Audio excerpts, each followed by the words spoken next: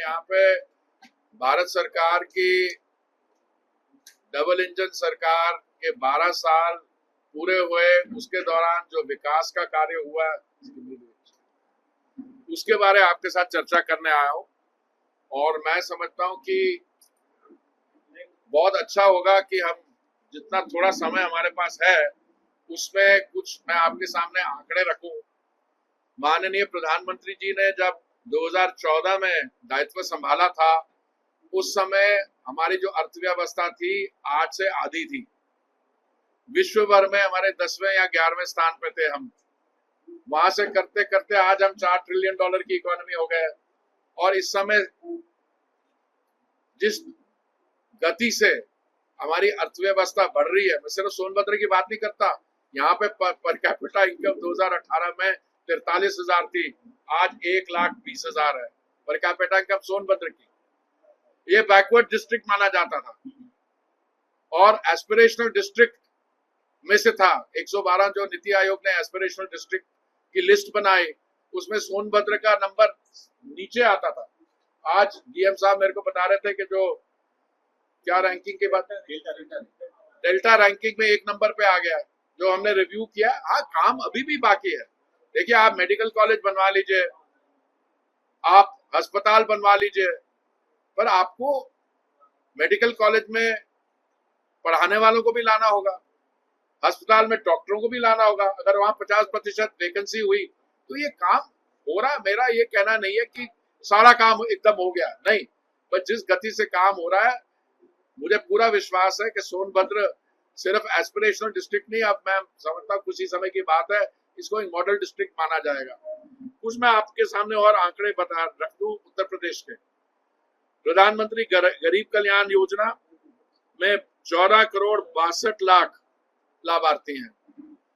जल जीवन मिशन में 2 करोड़ 65 लाख हाउस होल्ड हैं।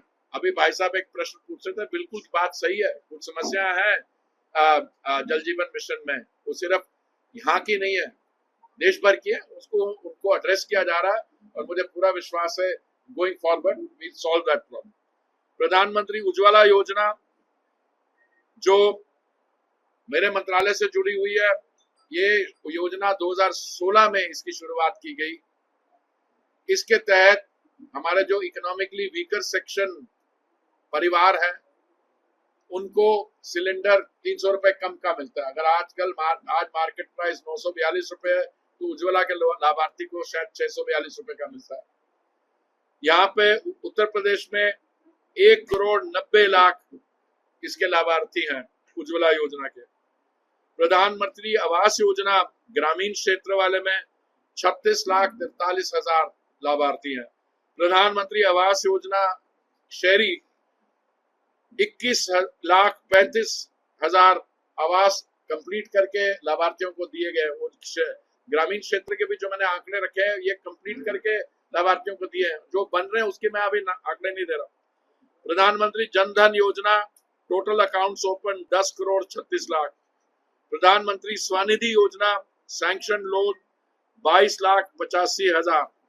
मैं इस योजना के बारे में कहना चाहता हूँ, आज भी जो हमारी मीटिंग हुई है उसमें कुछ लाभार्थियों को दिया गया।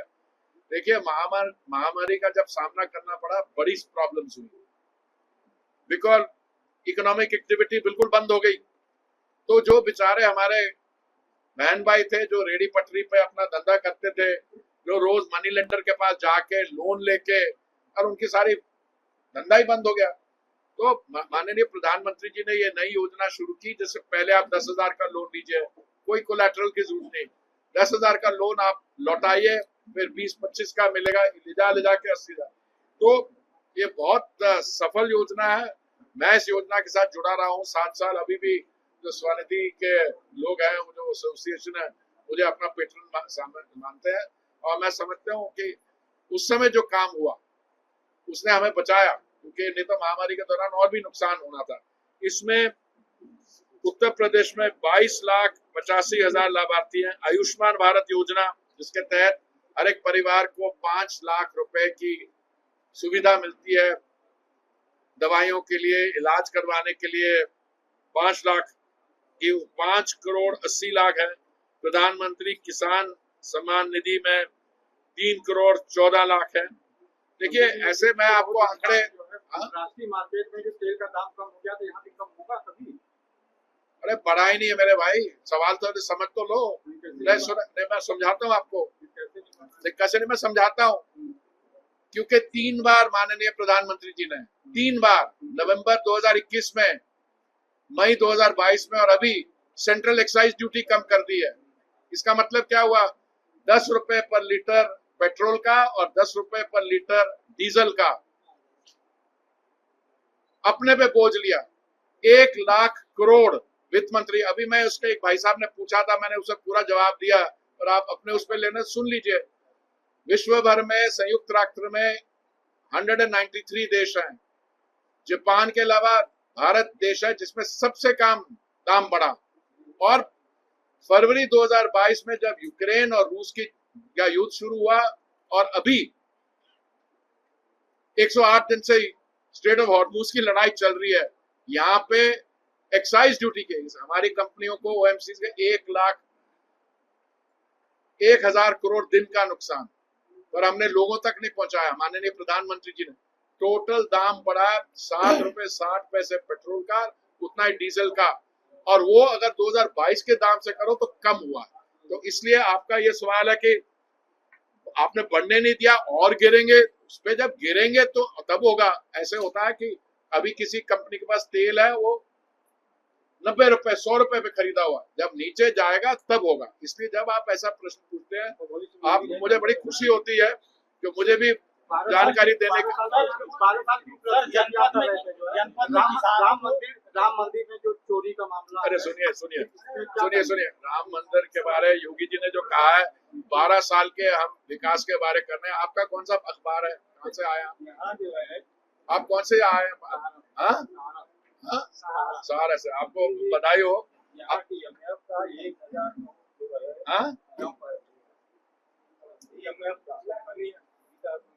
अरे वो देखिए मिनरल फंड की बात कर रहे हैं ना।